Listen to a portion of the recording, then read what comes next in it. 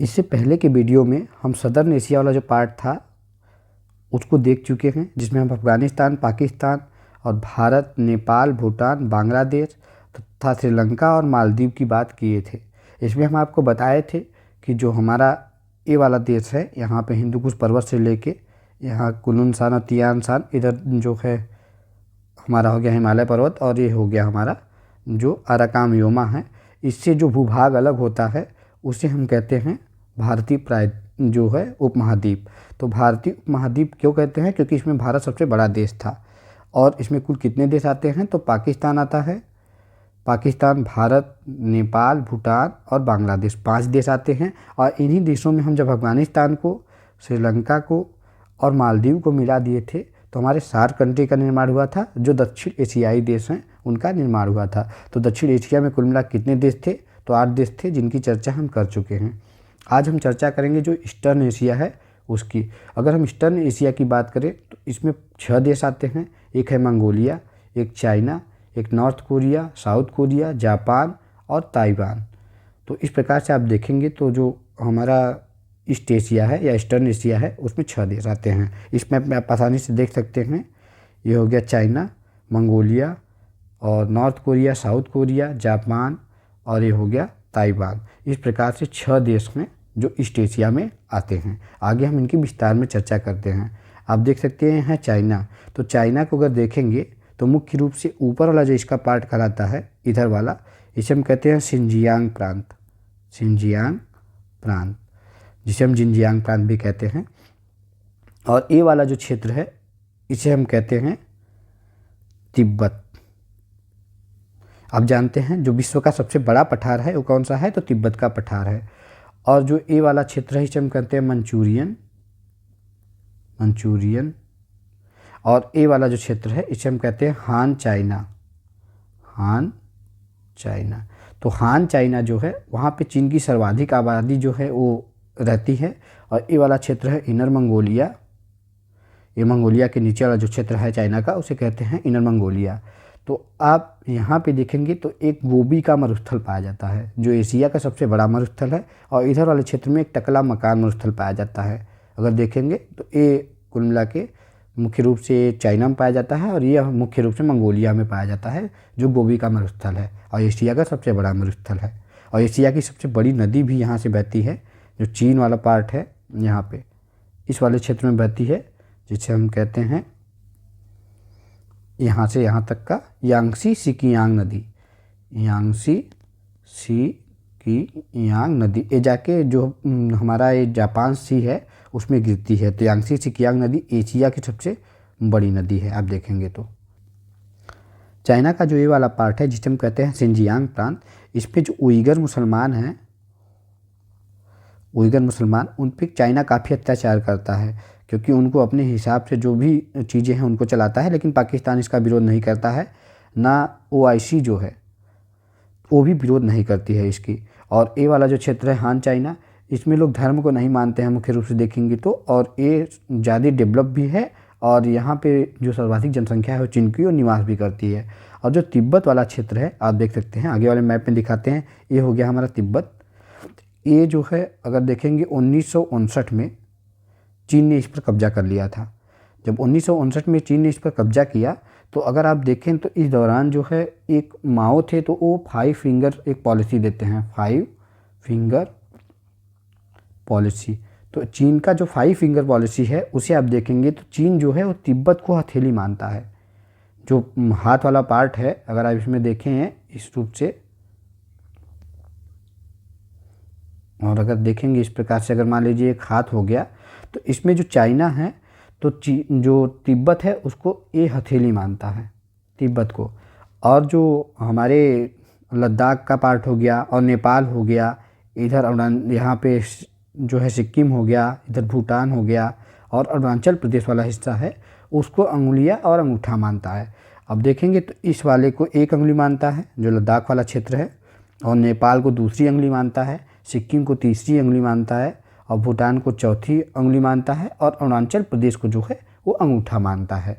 तो इसीलिए इस पर लगातार चाइना जो है विवाद करता रहता है और इस पर लगातार घुसपैठ की कोशिश भी करता है। चाहे आप देखेंगे यहाँ जो अपना लद्दाख वाला रीजन है, चाहे अरुणाचल प्रदेश वाला रीजन है।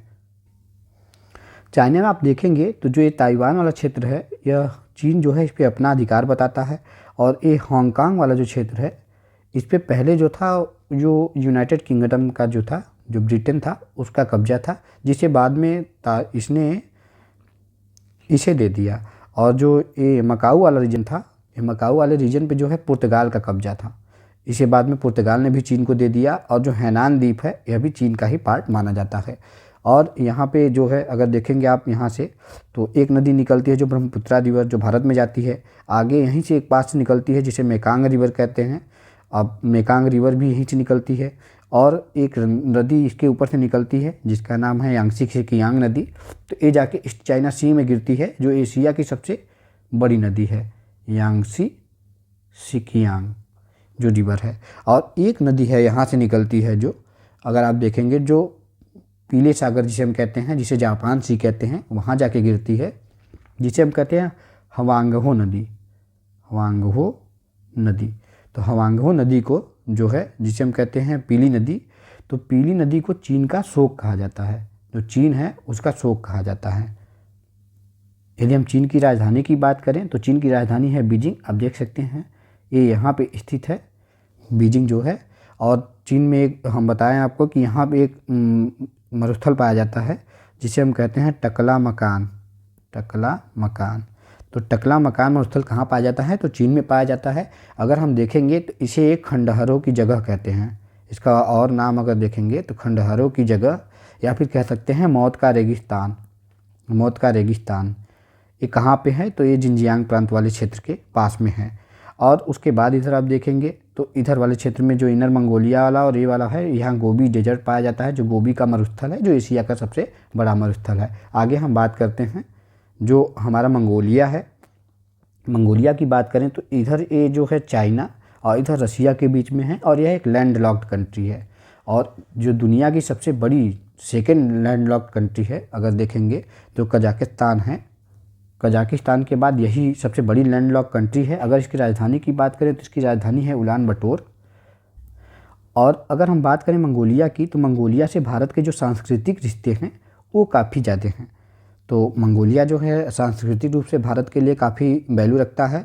और आप जानते हैं कि अभी कुछ दिन पहले ही जो मंगोलियाई कंजूर था, मंगोलियाई कंजूर एक बौद्ध जो ग्रंथ थी उसका जो कुछ प्रतियां हैं, तो उसके लिए 108 खंड जो हैं, इसके 108 खंड इनका जो है भारत जो है उसको संकलित करेगा और इसे रीप्रिंट करेगा। और ये क्योंकि यहाँ तिब्बत से इसके जो संबंध हैं वो जुड़े हुए हैं, तो बौद्ध ग्रंथ है जो मंगोलियाई कंजूर। अगर कंजूर की बात करें तो उसका मतलब होता है संक्षिप्त आदेश। संक्षिप्त आदेश, तो कंजूर का अर्थ ही होता है संक्षिप्त आदेश। तो इस प्रकार से आप देखेंगे तो जो मंगोलिया है उससे जो है मंगोलियाई कंजूर को भारत जो है एक रूप इसे संकलित करेगा और इसे रीप्रिंट भी करेगा। और मंगोलिया से भी कुछ दिन पहले ही अगर देखेंगे तो जो हमारे रक्षा मंत्री हैं राजनाथ सिंह, वो कुछ दिन पहले भी दौरे पे गए थे, तो मंगोलिया ने उन्हें तेजस नाम का एक घोड़ा दिया है। क्योंकि मंगोलिया जो है घोड़ों के लिए प्रसिद्ध है, तो तेजस नाम का एक घोड़ा जो है वो किसे गिफ्ट किया है? तो राजनाथ सिंह हमारे रक्षा मंत्री को गिफ्ट किया है। और यहाँ पे अगर देखेंगे जो यहाँ पे एक तेल रिफाइनरी बना रही है भारत, जो मंगोलिया का पहला तेल रिफाइनरी होगा, मंगोलियाई तेल रिफाइनरी। तो इस प्रकार से देखेंगे तो मंगोलिया को मदद काफ़ी करता है भारत, चाहे सांस्कृतिक रूप से हो, चाहे डेवलपमेंट के क्षेत्र में हो। और उसके बाद फिर अगर देखेंगे तो यहाँ पे जो भारत के राजनयिक संबंध है 1955 में इससे स्थापित हुए थे। और 2015 में यहाँ पे प्रधानमंत्री नरेंद्र मोदी भी गए थे, जो भारत के पहले प्रधानमंत्री थे जो ईस्ट एशिया में जो मंगोलिया का दौरा किए थे। और आप देखेंगे जब बांग्लादेश आज़ाद, यहाँ पे भारत जो बांग्लादेश को आज़ाद किया था, तो भूटान और भारत के साथ मंगोलिया भी था जो इसके पक्षधर में था और मांग कर रहा था अलग देश की उसके लिए। और मुख्य रूप से अगर देखेंगे तो आप ये चाइना का प्रतिद्वंदी भी है, तो प्रतिद्वंदी होने के कारण ये हमारे लिए बहुत इम्पॉर्टेंट है, जिससे हम चाइना को काउंटर कर सकें। और यह दुनिया का सेकेंड लार्जेस्ट कंट्री है जो लैंड लॉक्ड है। इससे अगर एशिया में ही एक कंट्री है जिसका नाम है कजाकिस्तान। कजाकिस्तान जो दुनिया का सबसे बड़ा लैंडलॉक्ड कंट्री है। लैंडलॉक्ड कंट्री की बात करें तो उसका जो सीमा है किसी भी जल से नहीं लगता, वो कुल मिला के किसी न किसी देशों के बीच में ही स्थित होता है, उसे हम कहते हैं लैंडलॉक्ड कंट्री। आगे यदि हम बात करें तो ताइवान की बात करें, ताइवान को जो चाइना है कभी कभी अपना हिस्सा मानता है। और ताइवान की राजधानी की बात करें तो इसकी राजधानी है ताइपे। आप देख सकते हैं यह हो गया ताइपे सिटी, तो इसकी राजधानी है। जो ताइवान है यह सिलिकॉन के उत्पादन के लिए काफ़ी फेमस है और काफ़ी डेवलप भी है। अगर आप देखेंगे तो इसमें जो भी आईटी सेक्टर है ये काफ़ी डेवलप है ताइवान में। यह चाइना से जो ताइवान स्ट्रेट है उससे अलग होता है। और इधर अगर इसके ईस्ट में देखेंगे तो फिलीपींस सी है, अगर इसके साउथ में देखेंगे तो साउथ चाइना सी है, और इधर जो वेस्ट है उधर ताइवान स्टेट है, और इधर जापान है। इस साइड में जो ताइवान है उसके ऊपर उत्तर वाला साइड में जापान है। और 1960 से 90 के दशक में जो ताइवान था इसे जो एशियन टाइगर वाले देश उसमें रखा जाता था, जिसमें सिंगापुर और जो साउथ कोरिया है, जापान है, क्योंकि इसकी इकोनॉमी जो है बहुत तेज़ी से बढ़ती है और बढ़ भी रही है अगर देखेंगे तो। इस प्रकार से ताइवान भी काफ़ी इम्पोर्टेंस है, लेकिन भारत इसे मुख्य एक वन चाइना पॉलिसी है, वन चाइना पॉलिसी। तो वन चाइना पॉलिसी को भारत एक्सेप्ट करता है, जबकि भारत को एक्सेप्ट करना नहीं चाहिए, लेकिन फिर भी भारत एक्सेप्ट करता है। इसलिए भारत इसको देश के रूप में मान्यता नहीं देता है, जबकि अमेरिका इसे देश के रूप में मान्यता देता है, और इसकी सुरक्षा की भी जिम्मेदारी कहीं ना कहीं अमेरिका लेता है। आगे यदि हम बात करें तो ये हो गया नॉर्थ कोरिया और ये हो गया साउथ कोरिया। जो यहाँ पे अगर देखेंगे आप तो 38 पैरेलल, क्योंकि यहाँ विवाद बहुत होता था, तो यहाँ एक 38 जो पैरेलल लाइन वो नॉर्थ कोरिया को साउथ कोरिया से अलग करती है। अगर हम इनकी राजधानी की बात करें तो इसकी राजधानी अगर नॉर्थ कोरिया की बात करें तो प्योंगयांग है, और जो साउथ कोरिया है उसकी राजधानी है सियोल। और नॉर्थ कोरिया को सभी लोग जानते हैं क्योंकि किंग जांग उन जो हैं वो यहाँ पे उनका शासन चलता है, तो इस कारण से इन्हें सभी जानते हैं। और ये दोनों देश मुख्य रूप से अगर देखेंगे आप कोरियन प्रायद्वीप होता है जो जिसमें 3 तरफ से अगर पानी से कोई क्षेत्र घिरा हुआ है तो उसे हम प्रायद्वीप कहते हैं। तो कोरियन प्रायद्वीप जो है उसका हिस्सा हुआ करते थे। इस पे पहले जापान का शासन था, पूरे द्वीप पे जापान का शासन था। जापान इस पे खेती करवाया करता था, ये पूरे देश वालों से खेती करवाया करता था। ये आप देख सकते हैं जापान, तो जापान पहले इस पे कब्जा किया हुआ था, लेकिन वर्ल्ड वार के बाद जब वर्ल्ड वार 2 हुआ तो उसके बाद जापान का कब्जा इससे हट गया, और बाद में यह 2 देशों में विभाजित हो गया। जो 38 पैरेलल लाइन है वो नॉर्थ कोरिया और साउथ कोरिया को अलग करती है, आप देख सकते हैं। उसके बाद आता है जो हमारा साउथ कोरिया है, आप देख सकते हैं साउथ कोरिया हो गया, इसकी राजधानी है सियोल, और ये प्योंगयांग हो गया नॉर्थ कोरिया की राजधानी। उसके बाद यदि हम बात करें तो हम बात करते हैं जापान की। जापान जो अगर भारत के रूप देखेंगे तो रणनीतिक रूप से काफ़ी इम्पोर्टेंट है, और इससे भारत का रिलेशन भी काफ़ी अच्छा है। और इस डायरेक्शन में आप देखेंगे तो इसकी राजधानी है टोक्यो। जो होंशु द्वीप है उस पर इसकी राजधानी है। अगर हम जापान को मुख्य रूप से बांटें तो ये 4 मुख्य आइलैंड हैं, इसमें होक्काइडो, होंशु, और एक है शिकोकू और एक है क्यूशू। तो होक्काइडो, होंशु और शिकोकू और क्यूशू 4 आइलैंड हैं इसमें मुख्य रूप से।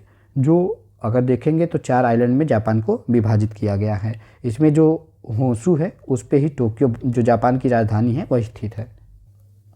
इसी पे आता है क्योटो। जैसे हमारे यहाँ जो वाराणसी है ये सांस्कृतिक राजधानी भारत की मानी जाती है, उसी प्रकार से क्योटो भी है जो जापान की सांस्कृतिक राजधानी है। और जो होंशु है ये सबसे बड़ा द्वीप है। अगर जापान की सबसे बड़ा जो आइलैंड की बात करें तो सबसे बड़ा आइलैंड कौन सा है, तो होंशु जो द्वीप है वो सबसे बड़ा आइलैंड है। और यहाँ पे आप देखेंगे तो ये वाला जो क्षेत्र है जो होंशु है और होक्काइडो है, इसके बीच में एक जल संधि पाई जाती है जिसे हम कहते हैं सुगारू जल संधि। सुगारू जल संधि, यहाँ एक सुगारू नाम का प्लेस है, तो सुगारू नाम के प्लेस के आधार पर ही सुगारू जल संधि इसकी नाम रखी गई है। और अगर आप देखेंगे तो ये मुख्य रूप से किसे अलग करता है, तो होक्काइडो और होंशु को अलग करता है। और इसी के बीच में एक बुलेट ट्रेन चलती है, जो पानी के बीचों बीच से चलती है, इसी जलसंधि के अंदर से चलती है। तो एक बुलेट ट्रेन चलाता है, बुलेट ट्रेन जापान चलाता है। और अगर आप देखेंगे तो इसके ऊपर वाले क्षेत्र में एक क्यूरिल आइलैंड है, क्यूरिल द्वीप। तो क्यूरिल द्वीप जो है वो जापान और जो रसिया है, रसिया उसके बीच में जो है विवादित है। इस पे जापान भी अपना अधिकार क्षेत्र बताता है और जो रसिया है वह भी अपना अधिकार क्षेत्र बताता है। अगर आप जापान को देखेंगे तो जापान में छोटे बड़े मिला के लगभग 3900 द्वीप हैं, लगभग 3900 द्वीप हैं। तो अगर देखें, ये हो गया टोक्यो, इसकी राजधानी हो गई। और आप यहाँ पे जानते हैं कि हिरोशिमा और नागासाकी जो थे, हिरोशिमा और नागासाकी, तो हिरोशिमा और नागासाकी जो थे वो मुख्य रूप से दो, यहाँ पे जब वर्ल्ड वार 2 चल रहा था तो सेकेंड वर्ल्ड वार के समय में जो हिरोशिमा है, हिरोशिमा जो है ये जो हमारा होशू वाला द्वीप है इसके नीचे वाले हिस्से में आता है। तो हिरोशिमा पे जो है 6 अगस्त 1945 को लिटिल बॉय नामक एक यूरेनियम से बना हुआ था वो परमाणु बम फेंका गया था। और जो नागासाकी है वो इस वाले द्वीप पे है, इस वाले द्वीप पे जो क्यूशू है। तो क्यूशू वाले द्वीप पे है नागासाकी स्थान, नागासाकी। तो नागासाकी पे जो है एक फैटमैन नाम का, फैटमैन, तो फैटमैन नाम का जो है वो एक जो प्लूटोनियम